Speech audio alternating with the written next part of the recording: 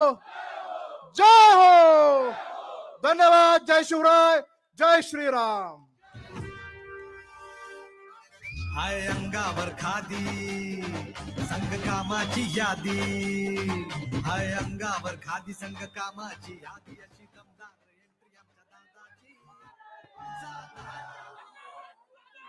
जुन्नर विधानसभा मतदारसंघाचे महायुतीचे अधिकृत उमेदवार अतुल बेनकेजी यांच्या प्रचाराच्या सभेच्या निमित्तानं उपस्थित असणारे माजी खासदार शिवाजीराव पाटील, प्रदीप गारडकरजी, सूरज चव्हाणजी, सुनील चांदेरेजी, संजय काळेजी, पांडुरंगराव पवारजी, गणपतराव फुलोडेजी, पूजाताई बुट्टे, सूर्यकांत डोले, बाळासाहेब खिलारी, भाऊ देवाडे, समदभाई इनामदार, पापा खोत, पोपटराव राक्षे, सुनंदाताई गाडगे, उल्हास नवले, मारुती वायर, कारुम शेळकन, फिरोज पठाण, भालचंद्र नलोडे, उज्ज्वला शेवाळे, सुप्रिया लेंडे, पुष्पाताई गोसावी, प्रकाश ताजने, मधुकर काठे,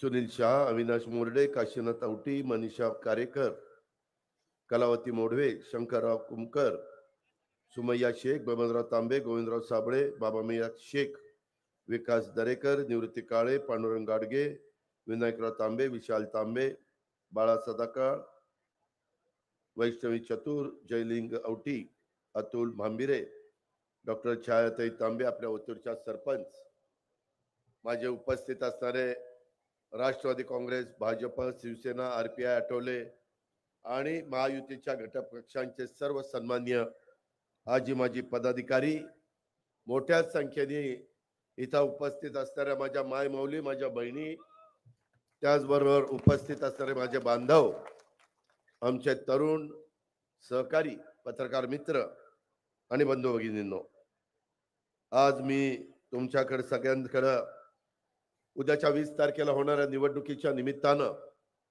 जे मशीन पुढे तुम्ही जाणार आहात, एक मशीन आहे का दोन मशीन? एक मशीन तिथं पुढे जाणार आहात, तिथं पहिल्या क्रमांकालाच अतुल बेनकेंचं नाव, त्यांचा फोटो आणि त्यांचं चिन्ह आहे घड्याळ.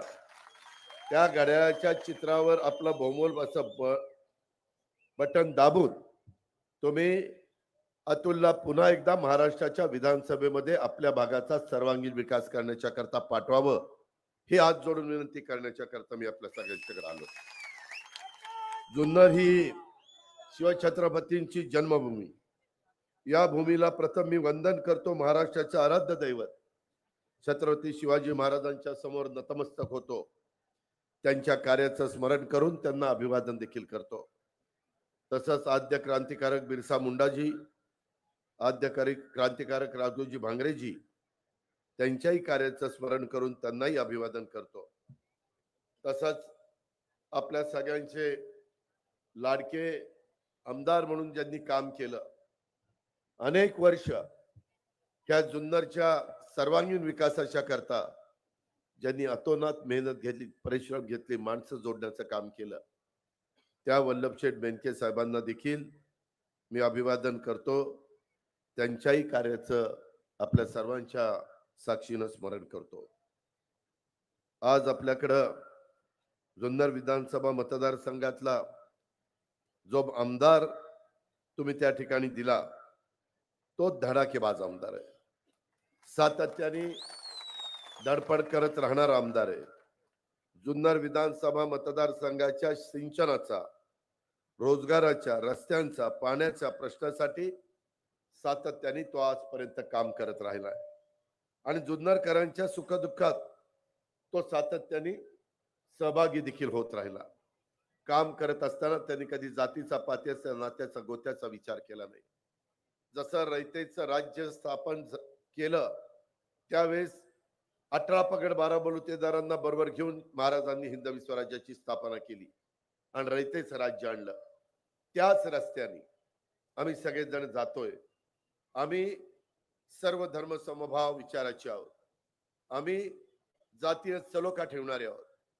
जर एखाद्याने एखादं वक्तव्य केलं तर मी माझं स्पष्ट मत त्या ठिकाणी सांगत असतो. शेवटी आपल्याला महाराष्ट्राला पुढे द्यायचंय, या सर्वांना पुढे द्यायचंय आणि असं असताना एकमेकाच्या बद्दल आकस, एकमेकांच्या मध्ये दरी निर्माण करून आपल्याला काही मिळणार नाही. त्याच्यातनं आपण काही साध्य करू शकत नाही. जगाची पण आज पद्धत पाहिली, अनेक देशांची बघितली, अनेक राज्यांची बघितली, तर जी राज्य, जे देश गुण्यागोविंदाने सर्वांना घेऊन राहतात, सगळे एकमेकाच्या मध्ये समरस होतात, सगळे एकमेकाच्या सणाला शुभेच्छा देतात, अशा पद्धतीचा परिसरच पुढे जातो. आणि त्याच्यामुळं मला जुन्नरला पहिल्यांदा सांगायचं आहे की आम्ही उद्याच्याला महायुतीचं सरकार आणण्याच्या करता त्या सगळ्या सहकाऱ्यांची मदत होणार आहे, तुमच्या पवित्र मताची मदत होणार आहे, तुमच्या पाठिंब्याची मदत होणार आहे. पण मी आपल्याला एक गोष्ट अजून सांगतो की आम्ही कुठेही कुठल्याही समाजाला कुठं धक्का लागेल, तो एकटा पडेल, त्याला असं वाटेल की माझ्याकडे कोणी लक्ष देत नाही, कुणाच्याही केसाला धक्का लावून आम्ही देणार नाही. हा माझा शब्द सुरुवातीला जुन्नरकरांना आहे, विशेषतः माझ्या अल्प विभागाला, अल्पसंख्याकाला. ही गोष्ट आपण सगळ्यांनी लक्षामध्ये घ्या. इथं आपल्या अतुलनी जुन्नरकरांच्या आशा आकांक्षा अपेक्षांची पूर्तता करण्यासाठी नेहमीच त्यांनी प्रयत्नाची पराकाष्ठा केलेली मी स्वतः पाहिलेली आहे. त्यांनी लोकांना न्याय मिळवून देण्याच्यासाठी आणि कर्तव्य भावनेने आणि सामाजिक बांधिलकी जपून धडपड, जुन्नरची जनता त्याची धडपड ही कदापि विसरू शकत नाही. एक कार्यक्षम, एक सुसंस्कृत, एक कर्तव्यदक्ष, एक संवेदनशील आणि अभ्यासू नेतृत्व म्हणून मी अतुलकडे बघतो. त्यांना आपली एक स्वतंत्र ओळख ही त्या ठिकाणी निर्माण केलेली आहे. अशा पद्धतीचा एक सहकारी तुम्हाला अतुलच्या रूपाने त्या ठिकाणी मिळालेला आहे. माझे आपल्याला सगळ्यांना सांगायचं आहे की आम्ही त्या ठिकाणी प्रगत, पुरोगामी आणि सर्व धर्म समूहाचा विचार जनमानसामध्ये रुजवण्याची महत्वाची भूमिका त्या ठिकाणी घेतोय. त्या बाबतीमध्ये काही लोक बाहेर न येतात शिवशाहू फुले आंबेडकरांच्या महाराष्ट्रामध्ये वेगळ्या प्रकारची वक्तव्य केलेली, कदाचित ती नॉर्थ मध्ये चालत असतील, परंतु ते साऊथ मध्ये आणि विशेषतः ह्या शिवशाहू फुले आंबेडकरांचा जो वारसा आहे, जो परिसर आहे, त्या परिसरामध्ये कधी तशा पद्धतीने चाललं नाही. त्याच्यामुळे कटेंगे तो बटेंगे, बटेंगे तो कटेंगे, ते आमच्याकडे चालत नाही. ही गोष्ट आपण लक्षामध्ये घ्या. शेवटी आपण सगळेजण अतुलच्या नेतृत्वाखाली जुन्नर शहरासह संपूर्ण मतदारसंघाच्या विकासाची सुरू असलेली घोडदौड त्या ठिकाणी सुरू राहावी म्हणून जुन्नरकरांनी, मग तो आदिवासी भाग असेल, माझा जुन्नर शहराचा भाग असेल, माझा नारायणगावचा भाग असेल, माझा ओतूरचा भाग असेल, कुठलाही माझा जुन्नरचा भाग असला तर जुन्नर तालुक्यातल्या जनतेने त्याला पाठिंबा, सहकार्य, बळ यापुढे देखील त्याला निश्चितपणे मिळेल, याबद्दल माझ्या मनामध्ये ते मात्र शंका नाही. मित्रांनो, माग आम्ही निवडून गेलो, निवडून गेल्यानंतर वेगवेगळ्या गोष्टी घडल्या. त्या खोलात मी जास्त जात नाही, कारण मला पुढे खेडची सभा आहे, नंतर नाशिकला जायचं, नंतर देवळालीला जायचंय, 10च्या आत प्रचार बंद होतो. पण ते सगळं राजकारण तुम्हाला माहिती आहे म्हणून मी त्या खोलात जात नाही. आम्हाला सांगण्यात आलं की आता शिवसेनेबरोबर त्या ठिकाणी तुम्ही सरकार बनवायचं. विचारधारा वेगवेगळी, काँग्रेस राष्ट्रवादीची विचारधारा वेगळी, शिवसेनेची विचारधारा वेगळी. वरिष्ठांनी सांगितलं 2.5 वर्ष उद्धव ठाकरे साहेबांच्या बरोबर काम केलं, कुठं हुकीचू होऊन दिलं नाही, कधी एकमेकाचे मतभेद झाले नाही, कधी अशा पद्धतीच्या बातम्या आल्या नाही की आज काहीतरी ताण तणाव झाला, कॅबिनेटमध्ये काहीतरी वेगळं घडलं. अशा पद्धतीनं कधी आमच्या काळामध्ये तिथं झालं नाही. कारभार व्यवस्थित केला. त्याच्यानंतरच्या काळामध्ये तेव्हा 2.5 वर्षात काय झालं, वर्ष सव्वा वर्ष करोनातच गेलं. करोनामध्ये ह्या आजारातनं आपल्या महाराष्ट्रातल्या जनतेला बाहेर काढण्याकरता दिवस रात्र आम्ही मेहनत घेत होतो. ऑक्सिजन देत होतो, व्हेंटिलेटर देत होतो, ॲम्ब्युलन्स देत होतो, त्या ठिकाणी दवाखाने निर्माण करत होतो, जम्बो बेड करत होतो, बेड निर्माण करत होतो, सगळ्या गोष्टी करत होतो, रेमडेसिवीर, वॅक्सिन ते सगळं देत होतो. पण त्याला खूप काळ गेला आणि त्याच्यामध्ये आपला टॅक्स कमी झाला. पहिल्यांदा माणसं जगवण्याचं काम केलं आणि जे काम करत होते त्यांचे पगार देण्याचं काम केलं. विकास कामाला थोडंसं आम्हाला दूर राहावं लागलं. नंतर मात्र 1 वर्षात विकास कामं मोठ्या प्रमाणावर करण्याचा प्रयत्न केला. नंतर 1 वर्ष विरोधी पक्षात राहिलो. आम्ही म्हणत होतो सत्तेवर असल्यानंतरच कामं होतात. आम्ही सत्तेला आपापलेले नाहीये, पण ज्या लोकांनी आम्हाला निवडून दिलेले आहे, त्या भागामध्ये विकास झाला नाही. त्या 1 वर्षाच्या काळामध्ये बहुतेक सगळे अतुल बेनकेंच्या कामाला स्टे देण्यात आलेला होता, स्थगिती मिळालेली होती. ती स्थगिती उठवायची होती, नवीन कामाला मंजुरी द्यायची होती, प्रशासकीय मान्यता द्यायची होती, कॅबिनेटची मान्यता द्यायची होती. आणि मग म्हणून आम्ही बहुसंख्यांनी, भुजबळ साहेब असतील, हसन मुश्रीफ असतील, दिलीप वळसे पाटील असतील, मी असेल, सुनील तटकरे असतील, प्रफुल्ल पटेल असतील, धनंजय मुंडे असतील, संजय बनसोडे असतील, आम्ही अनेकांनी तो निर्णय घेतला. तो निर्णय त्या त्या मतदारसंघाच्या विकासाच्या करता घेतला. निर्णय घेतल्यानंतर स्टे सगळे उठले गेले. त्याच्यानंतरच्या काळामध्ये कामाला सुरुवात झाली. जुन्नरकरांनो नीट लक्षात घ्या, 5 वर्षामध्ये जवळपास 2.25 वर्ष आमची वाया गेली आणि राहिलेला 2.5-3 वर्षामध्ये अतुल बेनकेच्या पाठपुराव्यामुळं माझ्यासारखा कार्यकर्ता अर्थमंत्री म्हणून 3,300 कोटी रुपये त्या ठिकाणी देऊ शकला. 3,300 कोटी. आणि तो हा पुरावा आहे. ह्याच्यामध्ये कुठं कुठं पैसे दिले, कशा प्रकारे दिले, काय निर्णय घेतले, हे सगळं ह्याच्यामध्ये ते सांगून मी आपला सगळ्यांचा वेळ घेत नाही. परंतु मित्रांनो, हे सगळं करत असताना मी आपल्याला सगळ्यांना एक गोष्ट आवर्जून सांगेन की लोकसभेला आम्हाला फटका बसला, ज्याचा उल्लेख शिवाजीराव आढळराव पाटलांनी केला. खरं तर ते सगळे सतत लोकांच्या मध्ये राहणारे. मला वाटलं नव्हतं की अशा प्रकारचा फटका बसेल. ठीक आहे, लोकशाही, तुम्ही त्या ठिकाणी निर्णय घेतला, पण आज देखील ते शिवाजीराव आढळराव पाटील लोकांशी संपर्क ठेवत आहेत. सतत आम्हालाही सांगतात डीपीडीसी मध्ये हे झालं पाहिजे, राज्य सरकारकडनं तसं पद्धतीनं निर्णय झाले पाहिजे. एकंदरीत सतत त्यांचं लक्ष ह्या कामाकडे असतं. आणि एवढंच नाही, काय झालं, त्यावेळेस आम्हाला कांदा निर्यात बंदी होती. त्याचा फटका नाशिक, नगर, पुणे, सोलापूर, सातारा ह्या माझ्या 5-6 जिल्ह्यामध्ये कांदा उत्पादक शेतकरी. माझ्या जुन्नरमध्ये तिथंही माझा शेतकरी नाराज झाला, भाव पडले. आम्ही नंतर का एवढा 0.6% मत कमी आहेत, 0.6% लोकसभेला महाविकास आघाडी महायुतीमध्ये एवढाच फरक आहे, तरी एवढ्या जागेला फटका बसला. आता ती भर तर काढायला पाहिजे, बसून चालत नाही. झालेल्या गोष्टी ह्या पुन्हा पुढे न येण्याच्या करता निर्णय घ्यावे लागतात. आम्ही पहिला निर्णय घेतला, कांदा निर्यात बंदी उठवा. बंदी उठवली. आज माझ्या शेतकऱ्यांना भाव चांगला मिळतोय. आज माझा कांदा उत्पादक शेतकरी खुश आहे. हे पहिलं काम अतुल बेनके, दिलीप वळसे पाटील, आमचे दिलीप मोहिते पाटील, आम्ही सगळ्यांनी महायुतीने म्हणून केलं. ह्या आमदारांचे पाठपुरावे होते. एवढ्यावरच आम्ही थांबलो नाही. हिरडा कारखाना, स्वर्गीय वल्लभशेठ बेनके पासून आमचा हिरडा कारखाना चालला. शेवटी आमच्या काळू शेळकंद्यांनी नाच सोडून दिला. ती म्हातारा झाला की येऊन हेल्पाटवारी, पण ती काही निघालं बाहेर.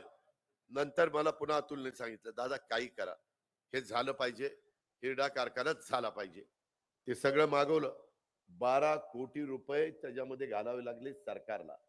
कॅबिनेट पुढे विषय न्यावा लागला. पण माझ्या आदिवासी भागातला प्रश्न होता, तुमचा आमदार मागे लागला होता, त्याला मी नाराज करू शकत नव्हतो.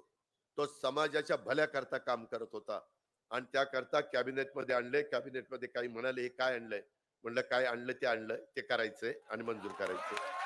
त्या पद्धतीनं आपण ते मंजूर केलं. मंजुरीचं पत्र मी तुम्हाला त्या ठिकाणी देईन. यामध्ये आता आमचा काळू शेळकंदे देखील खुश झाला. आपल्याला आता त्याच्यात लक्ष घालून अतिशय चांगल्या प्रकारे जे काही तुमच्या सगळ्यांचं स्वप्न आहे त्या भागातल्या लोकांच्या करता ते आपण पूर्णत्वाला नेऊ. तेवढ्यावरच आम्ही थांबलो नाही. आज उमेदवार वेगवेगळे उभे राहतात, तो त्यांचा अधिकार आहे. आज अतुल अतिशय उत्तम पद्धतीने काम करणार आहे. माझी तुम्हाला विनंती, इथे एवढ्या माझ्या मायमौली बसल्या, त्यांच्या करता अर्थसंकल्प सादर करत असताना आम्ही काही योजना आणायचं ठरवलं.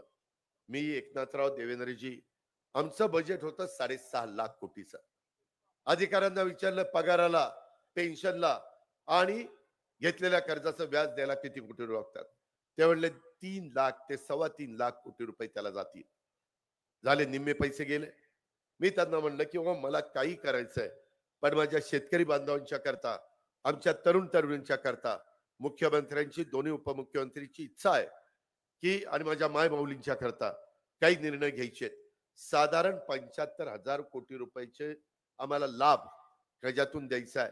आणि मग राहिलेल्या पैशामध्ये आपण त्या ठिकाणी बचत करू आणि त्याच्यातून राज्याची अर्थव्यवस्थेला कुठेही अडचण येणार नाही. राज्य सक्षम आर्थिक बाबतीमध्ये राहील. विरोधकांनी किती आरोप केले, माझ्या तिजोरीची दिवाळखोरी निघाली, कंगाल केलं राज्याला, कर्जबाजारी केलं, काही यांना कळत नाही. अरे तुम्हाला जास्त कळते का? आम्ही काय गोट्या खेळायला आलोय? त्याच्यामध्ये आम्ही तिथं 10वा अर्थसंकल्प सादर केला जुन्नरकरांनो, काही पहिला नव्हता केला. 10 वर्षाचा अनुभव काही कमी आहे? 10 उन्हाळे पावसाळे जास्त बघितले होते ना अर्थसंकल्पाच्या बाबतीमध्ये. इतर पण तज्ञांना विचारलं, ते म्हणले ठीक आहे दादा, बचत केली 10-12% तर 75,000 कोटी बाजूला निघू शकतात. आणि मग माझ्या मायमाऊलीच्या करता दर महिन्याला 1,500 रुपये द्यायचा निर्णय झाला. काही काहींना दिवाळीच्या आधी 5 महिन्याचे 7,500 रुपये मिळाले की नाही? मिळाले. त्याच्यामध्ये आम्ही बोलतो तसं वागतो. आमचे विरोधक म्हणले कुठले देत आहेत, चुनावी जुमला आहे, त्यांच्याकडे काही नाही. अरे काय तुमच्याकडेच आहे आणि आम्ही काही मोकळेच आहोत काय? त्यामध्ये आम्ही ते दिल्यानंतर माझ्या मायमाऊली खुश झाला, दिवाळी चांगली झाली. रक्षाबंधनला पण दिले, भाऊबीजेला त्याच्या ह्याच्यामध्ये अक्षरशः राखी बांधलेले, संपूर्ण हात त्या ठिकाणी भरलेले. अशा पद्धतीनं आमच्या सगळ्या बहिणींनी आमच्यावर अपार अशा प्रकारचं प्रेम केलं, आम्हाला पाठिंबा दिला. ह्या पद्धतीनं आम्ही त्या ठिकाणी बघत आलेलो आहे. मित्रांनो, माझ्या मायमाऊलींनी एवढ्यावरच आम्ही थांबलो नाही. हो का? हे फोटो, हा फोटो मी आपला एवढं आम्ही जन्माला आल्यापासून आजपर्यंत एवढ्या कुठे बहिणींनी आम्हाला राख्या बांधल्या नाही. आमचा उच्चांक झाला, आम्ही खुश झालो, कारण आमच्या बहिणीच्या चेहऱ्यावर हसू दिसत होतं, समाधान दिसत होता, आनंद दिसत होता. आणि मुख्यमंत्री, दोन्ही उपमुख्यमंत्र्याला हेच पाहिजे होतं, दुसरं नव्हतं पाहिजे. त्याच्यात दुसरं सुख कशात आहे? अरे इतके दिवस आपण ह्यांना कधी काही दिलं? जा, अरे थांब तू, थांब. त्याला जास्त मताधिक्याने निवडून आणावं लागतं, मी करतो काय? त्यामध्ये मी आपल्याला सांगतो की ह्या सगळ्या गोष्टीमध्ये हे सगळं करत असताना विरोधकांनी टीका केली. देऊन किती दिले? 1,500 रुपये. अरे दिवसभर काम केल्यानंतर ज्याची संध्याकाळची चूल पेटती त्याला 1,500ची किंमत आहे रे. तुम्हाला काय माहिती 1,500ची किंमत? तुम्ही 96 सत्तेवर असताना ₹1.25 पण दिला नाही आणि आम्ही 1,500ची तुम्ही काढता. ही तुमची अवकात? या पद्धतीनं तुम्ही आम्हाला शिकवताय. आणि नंतर कोर्टात गेले बंद करायला, नंतर म्हणले स्टे द्या. अरे बहिणींना पैसे मिळतात, जात पात धर्म काही बघितला नाही. सगळ्या बहिणी, सगळ्या समाजाच्या, आम्ही भेदभाव करत नाही, आम्ही सर्वांना घेऊन जातो. ही आमच्या शिवशाहू फुले आंबेडकरांची शिकवण आहे. आणि ह्या पद्धतीनं आम्ही सगळेजण पुढे चाललो. मुली शिकत नव्हती, कॉलेजमध्ये काढल्या जायच्या, आम्ही 50% त्यांचं शिक्षणाची फी द्यायचो. काही आई वडील आले, आम्हाला 50% देखील भरता येत नाही. मुख्यमंत्र्यांना आम्हाला भेटले आणि म्हणले काय सांगावं, सरकारने फक्त 50% गरिबाच्या मुलींना कॉलेजच्या शिक्षणाच्या करता देण्याचा निर्णय घेतला, पण आमच्या मुलीनं राहिलेले 50% आम्हा आई वडिलांच्याकडे नसल्यामुळं मुलीने स्वतःचा जीव दिला. काय आम्हाला वाटलं असेल का? तर ती गरिबाच्या घरामध्ये जन्माला आली म्हणून. त्याच्यानंतर एकनाथराव, मी आणि देवेंद्रजी बसलो, म्हणलं चला 50% किती द्यावे लागतात? 3,000 कोटी रुपये द्यावे लागतात. म्हणलं अजून 3,000 कोटी, 6,000 कोटी रुपये दिले तर माझ्या महाराष्ट्रातल्या गरीब घरामध्ये जन्माला आलेल्या मुलींना कॉलेजचं शिक्षण फ्री होणार आहे ना? होणार आहे. तोही निर्णय घेऊन टाकला. शेवटी राज्य जनतेच्या भल्याकरता चालवायचं असतं. हे 2 निर्णय घेतले. जन्माला आलेली मुलगी ती 18 वर्षाची होईपर्यंत 1,01,000 रुपये टप्प्याटप्प्याने आम्ही तिला देतो. तो निर्णय घेतला. 3 गॅस सिलेंडर देण्याचा निर्णय घेतला. आम्ही निर्णय घेत होतो. महिला समाधान व्यक्त करत होत्या, आनंद व्यक्त करत होत्या. जाईल तिथं सभेला. आतापर्यंत माझ्या एवढ्या जुन्नर मध्ये सभा झाल्या, एवढ्या महिला तर मी कधीच बघितल्या नाही सभेला. आता ही कमी पडली, ह्या जास्त झाल्या. आता तुमचं संपलं. आता ह्यांचं गमतीचा भाग जाऊ द्या, परंतु आम्हाला टीका केली ना, अरे ह्यांच्या लाडक्या बहिणी आणि भाऊ तर काय दोडके झालेत वाटतं, काहीच दिना भावांना. आम्ही तिकडे आलो. 3, 5, 7.5 या मोटरचं वीज बिल माफ करायचं आकडे मागवले देवेंद्रजी आणि एकनाथरावांनी. 44 लाख शेतकरी, 15,000 कोटी रुपये वर्षाला लागणार. म्हणलं वीज फुकट मिळणार आहे ना त्यांना, 15,000 कोटी रुपये देऊ. कारण 75,000 कोटी बाजूला काढले होते, त्यांना 45,000 कोटी, तुम्हाला ते 15,000 कोटी. त्याच्यामध्ये माझ्या स्टायपनला 6,000, 8,000, 10,000, त्याच्यामध्ये 8,000 कोटी, गॅस सिलेंडरला 2,000 कोटी, असा सगळा हिशोब 75,000 कोटीचा जुळवलेला होता. त्याच्यातून तुमचे 15,000 कोटी रुपये भरले. तुम्हाला झिरोची बिल आली का? आली. राहिलेल्यांना पण येतील. आचारसंहितेमध्ये अडकलं असेल. मागचं बिल द्यायचं नाही, चालू बिल झिरो, पुढचं बिल द्यायचं नाही. पण आता 3,585 ला पहिलं 5 रुपये लिटरला जास्त दिलं अनुदान. भाव वाढले तर ग्राहकाला तोटा होतो, ग्राहक नाराज होतो.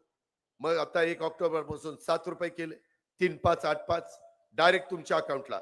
हे पैसे आधार कार्डची लिंकअप डायरेक्ट त्यांच्या अकाउंटला. मध्यस्थी नाही, पैशाची गळती नाही, डायरेक्ट आमच्या ह्याच्यामधनं मंत्रालयातनं पैसे त्या माऊलीच्या माझ्या अकाउंटला. मध्ये कुणी पुरुषांनी लुडबुड करायचं कारण नाही. फार तर म्हणा हे दे ग जरा 1,000 रुपये दे. तर त्याच्यामध्ये आम्ही तुम्हाला बिल माफ केलेलं आहे, पुढेही बिल माफ करणार आहे.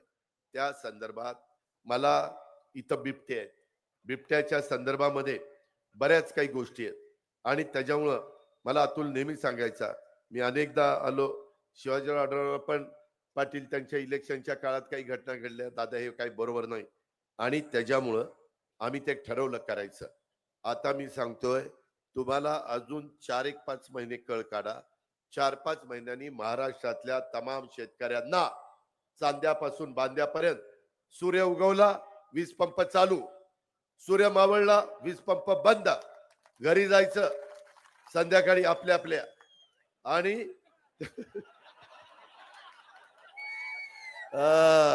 काही जर दुसरीकडे जातात आपल्या बायका पोरांच्याकडे जायचं, जेवायचं, खावायचं, गप्पा मारायच्या. बिबट्याची भीती नाही, रानगाव्याची भीती नाही, विंचुकाट्याची भीती नाही, सापाची भीती नाही. अशा पद्धतीने आम्ही निर्णय घेतो. हे तुमचं सरकार आहे, आम्ही त्या ठिकाणी शेतकरी आहे. एवढंच नाही, मागील 5 वर्षामध्ये हे 3,300 कोटी रुपये दिले. कोरोना आला, निसर्ग चक्रीवादळ आलं, तरी देखील पैसा कमी पडून दिला नाही. निसर्ग चक्रीवादळात अतुल आपणच फिरत होतो, कितीतरी लोकांचं नुकसान झालं, त्याच्यात भरपाई द्यायचा प्रयत्न केला. 28 कोटी. खरं नुकसान होऊच नाही, परंतु पुन्हा फुलाची पाकळी, पुन्हा माझा शेतकरी उभा राहायला पाहिजे, तो मोडता कामा नये, अशा प्रकारची माझी परिस्थिती होती. आणि आता सौर ऊर्जामध्ये 9,500 मेगावॉट वीज निर्माण करण्याचं काम आमचं त्या ठिकाणी चाललंय. बिबट प्रवण क्षेत्र लोकांना त्याचा त्रास होतो म्हणून आम्ही काही निर्णय घेतले. पैसे त्यावेळेस नव्हते, हा म्हणला नाही पिंजरे कमी पडताय. डीपीडीसीचा मी प्रमुख होतो, 1250 कोटी आपल्याकडे होते.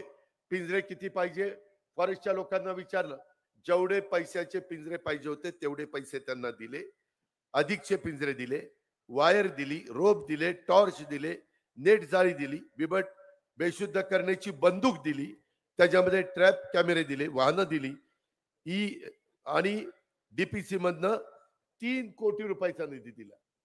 मित्रांनो, आम्ही काम करणारे आहोत, आम्ही कामाची माणसं, आम्ही रडत बसत नाही, अरे पैसेच नाही कुठनं द्यायचे, असं नाही. 3 कोटी रुपये दिले. त्याच्यामध्ये आता आपण नवीन बिबट निवारा केंद्र बांधणार आहे, जिथं बिबट संख्या जास्त आहे तिथं पकडण्याचे आदेश दिलेले. आतापर्यंत क्षमता 42 होती, ती आता 150 आपण करतोय. काही बिबटे आपण त्या ठिकाणी गुजरातला दिले, 15 का काहीतरी बिबटे दिले, 10 दिले. आणि हीच काय म्हणतात, गुजरातला कारखाने चालले. अरे येड्यांनो, बिबटे गेले, बिबटे कारखाने कुठले गेले? काही सांगता राव, आम्ही गप्प बसतो म्हणून काही ऐकायला काय? हे असलं नाही चालणार.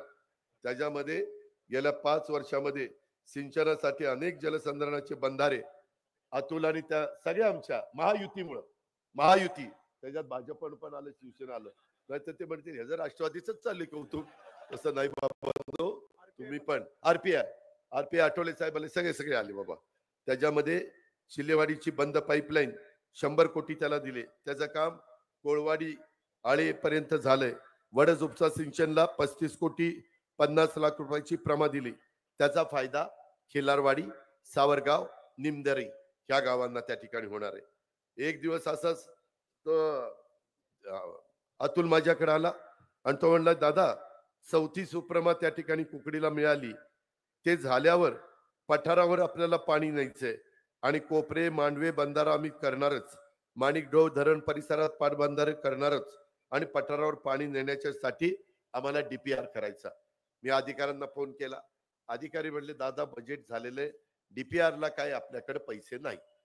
मी म्हणलं किती पैसे लागतील? ते म्हणाले ₹1 कोटी लागतील डीपीआर ला, ₹1 कोटी. शेवटी आमदाराच्या आग्रह खातर डीपीडीसीतनं ₹1 कोटी डीपीआर बनवायला दिले. पांडुरंग दिले की नाही? त्याच्यामध्ये कोपरे मांडवे इथे बंधारा बांधण्यासाठी सर्वेक्षणाला देखील आपण त्या ठिकाणी मान्यता दिली. एवढ्यावरच आम्ही नाही थांबलो. ओतूर परिसरात डुंबरवाडीच्या गायरान जागेत शासनाचा फूड प्रोसेसिंग पार्क साठी प्रथम आपण मान्यता दिलेली आहे. आणि हे प्रकल्प उभे राहिल्यानंतर मला खात्री आहे की अनेक स्थानिक उद्योजक तयार होतील. फळे, भाजी ह्याच्यावर प्रक्रिया प्रकल्प उभे राहिल्यानंतर अनेक माझे स्थानिक उद्योजक तयार झाल्यावर त्याच्यामध्ये स्थानिक महिला बचत गट आणि सुशिक्षित तरुण यांना जवळपास 8 ते 10 हजार जणांना रोजगार मिळणार आहे. हे काम आम्हाला करायचंय, हे काम महायुतीला करायचंय, हे काम महायुतीच्या आमदाराला करायचंय. आणि ह्याच्यातून हे सगळं करत असताना शिवनेरी विकास तर केलाच. त्याच्यामध्ये मला आठवतंय वल्लभ शेठ बेनके माझ्या मागे लागले होते, 85 कोटी रुपये त्यावेळेस दिलेले होते. परंतु आता जुन्नरचा पर्यटन आराखडा तयार करण्याचं काम घेतलंय. खाजगी गुंतवणूकदार आणि पीपीपी, काही शासनाची मदत, असं करून काही 1000 कोटीचा आमचा तो कार्यक्रम आहे. त्याच्यामध्ये काही वर्षामध्ये तो करण्याचा आमचा सगळ्यांचा प्रयत्न आहे. मित्रांनो, ह्या सगळ्या गोष्टी केल्या. मला माझ्या अल्पसंख्याकांना सांगायचंय, मी कुठंही तुम्हाला वाऱ्यावर सोडलेलं नाहीये. त्याच्यामध्ये मौलाना आझाद महामंडळाचं हमीची मर्यादा 30 कोटी होती, ती 500 कोटी रुपये केली. महामंडळाचं भाग भांडवल कमी होतं, 1000 कोटी रुपये केलं. शैक्षणिक माझ्या अल्पसंख्याक मुला मुलींना कर्जाची मर्यादा 5 लाख होती, 20 लाख रुपये केली. अल्पसंख्याक विद्यार्थ्यांच्या करता उच्च शिक्षणाची सुधारित शिष्यवृत्ती राबवून शिष्यवृत्ती 50,000 रुपयापर्यंत वाढवण्यात आली. आणि आम्ही सगळ्यांनाच, गरीब मुला मुलींना, वेगवेगळ्यांना परदेशामध्ये पाठवतो, शिक्षणाच्या करता शिष्यवृत्ती देतो. अल्पसंख्याक मुलांना मुलींना परदेशात पाठवण्याची संधी नव्हती, त्यांच्या गुणवत्तेला वाव मिळावा म्हणून मी अल्पसंख्याक समुदायातील 75 विद्यार्थ्यांना प्रतिवर्षी प्रत्येक विद्यार्थ्याला 40 लाख रुपये शिष्यवृत्ती देण्याचा निर्णय घेतला आणि आपण मुला मुलींना तिकडे पाठवतोय. अल्पसंख्याक उमेदवारांच्या करता पोलीस भरती प्रशिक्षण योजना निवासी स्वरूपात राबवण्याच्या करता तो निर्णय आम्ही घेतला. 15 जिल्ह्यात अल्पसंख्याक समाजातील महिलांना नवीन 2800 बचत गट स्थापन करण्याचा निर्णय घेतला. महिला बचत गटाच्या कर्जासाठी लावलेल्या जाचकाठी त्या रद्द करण्याचा निर्णय घेतला. डॉक्टर झाकीर हुसेन मदरसा आधुनिकीकरण योजनेला प्रतिवर्षी 2 लाख दिले जात होते, आता 2 लाखात काही होत नाही, ते आता 10 लाख रुपये इतकी वाढ करण्यात आलेली आहे. मदरसा शिक्षकांच्या मानधनात 6000 रुपये होते डीएड वाल्यांना, ते 16,000 केले. बीएड वाल्यांना 8,000 होते, ते 18,000 रुपये केले. अल्पसंख्याक विभागाला मी प्रथमच अर्थसंकल्पात 1000 कोटी रुपयाची तरतूद त्या ठिकाणी केली. पहिली 700, पुरवणीमध्ये 300, अशी 1000 कोटी. सगळ्या आमदारांना बहुतेकांना मी अल्पसंख्याकांच्या करता निधी दिला. शादीखाना बांधण्याकरता, दफनभूमीला वॉल कंपाऊंड करण्याकरता, उर्दू शाळा मोठ्या प्रमाणावर मुलं असतील तर ती करण्याकरता. तुला किती पैसे दिले? 72 कोटी. आज अल्पसंख्याक विभागाकडनं 72 कोटी.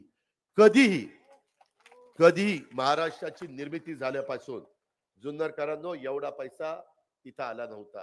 तो आला. उपकार केले नाही, जबाबदारी होती. आम्ही आमचं काम केलं.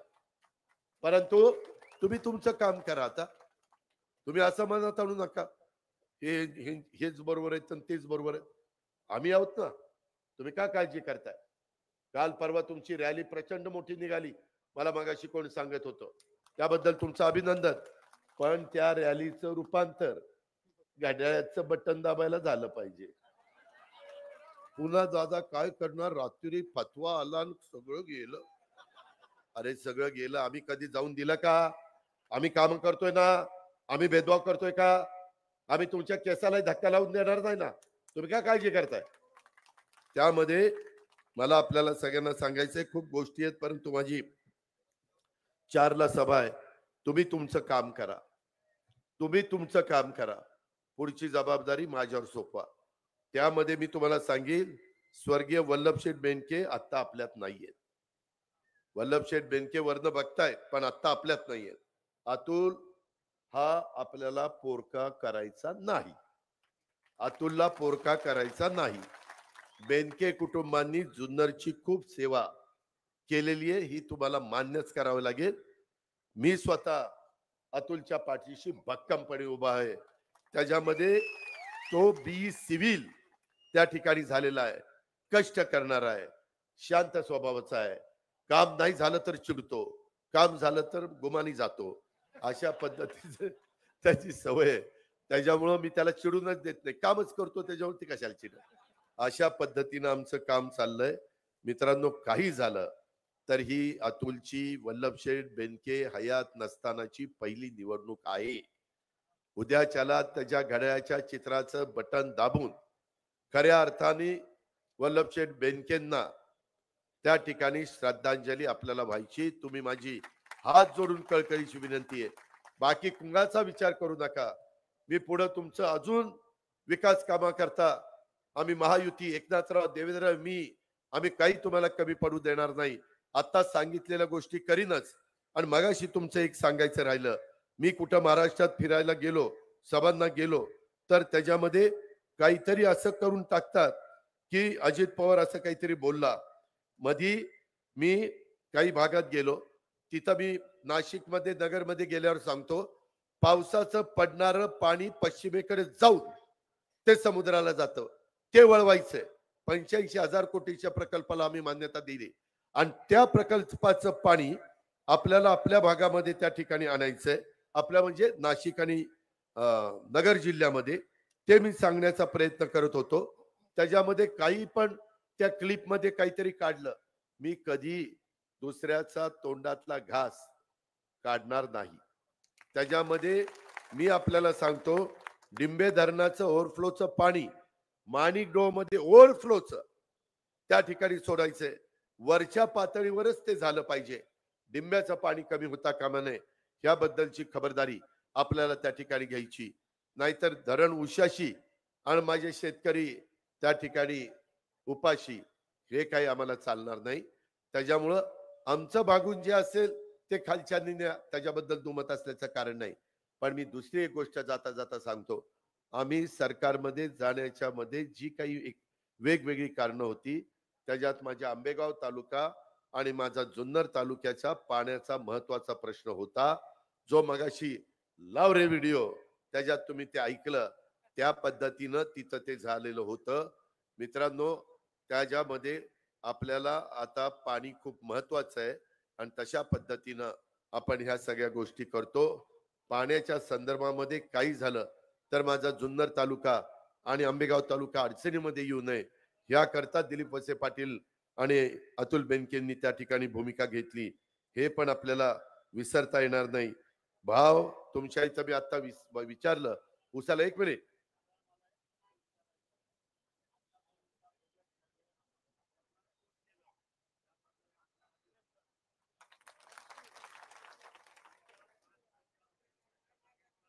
काय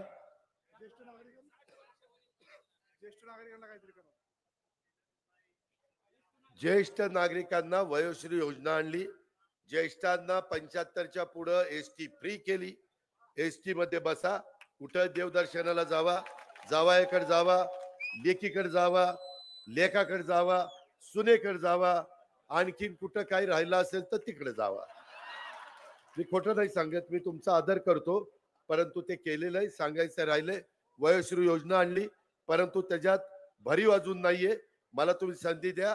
वयस्करांची संख्या महाराष्ट्रामध्ये मोठी होत चाललेली आहे, आयुमान वाढत चाललेलं आहे, एकंदरीत परिस्थिती बदलत चाललेली आहे. त्यांना देखील त्या बाबतीमध्ये कुठे कमी पडणार नाही. तरुण तरुणींना कोर्स करायला स्टायपन म्हणून त्याच्यात प्रशिक्षणार्थींना आपण त्या ठिकाणी वेतन देतोय, 6,000, 8,000, 10,000 अशा पद्धतीनं समाजातल्या सर्व घटकाला आपण त्या ठिकाणी समाधान करतोय. मित्रांनो, बंधू भगिनींनो, आपल्याला जो साखर कारखाना आहे, जो निवृत्ती शेठ शेरकरांनी चालवला, तो उभा केला, सोपान शेठ सरकारांनी चालवला, त्याच्यानंतर आता जे चालवतायत, 10 वर्षात तुम्हाला इतरांच्या पेक्षा 1,600 रुपये भाव कमी आहे. 1,600. आणि त्यामध्ये माझ्या माळेगावचा आणि सोमेश्वरचा भाव 3600, 36 आणि 3571 आहे. तुमचा भाव 3200 रुपये. तोही बळ बळ. तर आपल्याला ह्याचाही विचार करा. ज्यांना एवढा सुंदर आर्थिक सुबत्ता आणणारा कारखाना चालवायला दिलाय, ते कारखाना चालू शकत नाही. ते जुन्नरकरांचं काय नेतृत्व करणारे, त्या गोष्टीचा पण विचार करा. आणि आमच्या अतुलच्या घड्याळाच्या चित्राच्या शेजारचं बटन दाबून प्रचंड संख्येने ह्याला विजयी करा, एवढंच आपल्याला विनंती करतो. तुम्ही तुमचं काम करा, पुढचं काम तुमच्या मनात मी करेन, एवढाच शब्द देतो. धन्यवाद.